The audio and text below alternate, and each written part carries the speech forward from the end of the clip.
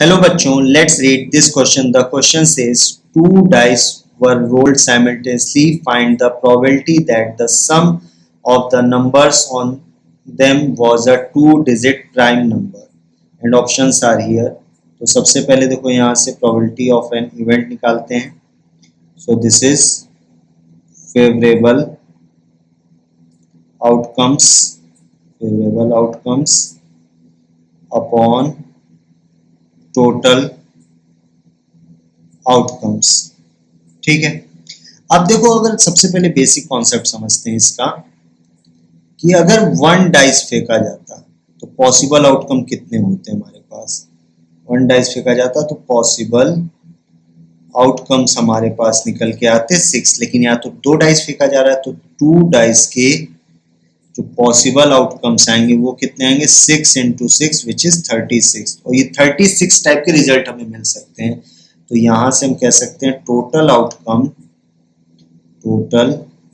Outcomes जो आएंगे वो कितने आएंगे 36 आएंगे. अब देखो क्या कह रहा है, सम ऑफ द नंबर्स. तो अगर हम देखें जो हमारी डाइस होती है उसमें यही नंबर्स होते हैं 1 2 3 4 5 6.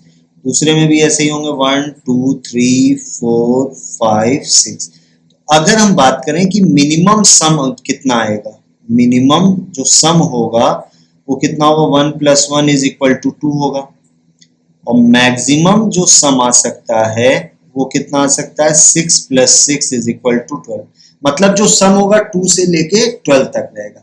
लेकिन यहाँ पे दो डिजिट का प्राइम नंबर कह रहा है, तो दो डिजिट के नंबर कौन से होंगे 10 11 12, यही सम हो सकता है.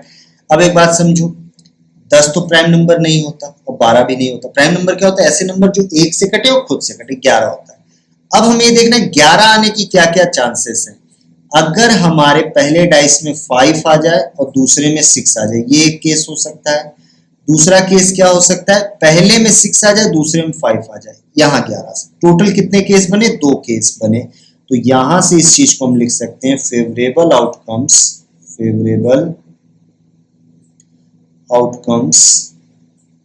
तो ये कितने हो गए, ये 2 हो गए. अब हम आसानी से यहां से अपनी प्रोबेबिलिटी फाइंड आउट कर सकते हैं. Probability of two digit prime number की,